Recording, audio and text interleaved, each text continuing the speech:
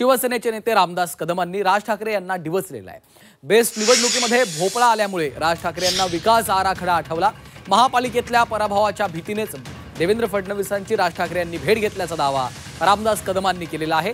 ठाकरे ब्रँडचं काय झालं असा सवाल देखील रामदास कदमांनी उपस्थित केलेला आहे।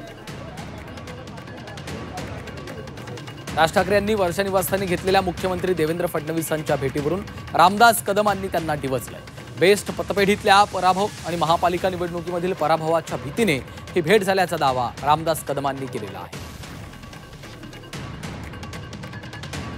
तुम्ही दोन भाऊ एकत्र आल्यानंतर ठाकरे बँड होईल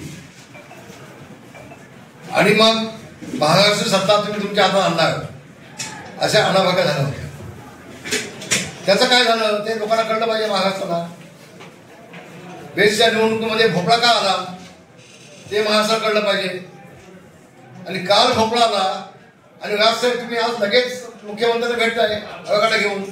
हे तुम्हाला ठामपणे कळलं की आता महानगरपालिका आमची येणार नाही, महानगरपालिका देखील असा भोपळा होईल, म्हणून आता हा विकास आराखडा जो तुमच्याकडे होता तो तुम्ही आता मुख्यमंत्री नेऊन दिला। जे निवडणुकीच्या आधीच तुम्ही कबूल केलं, तुम्हाला खूप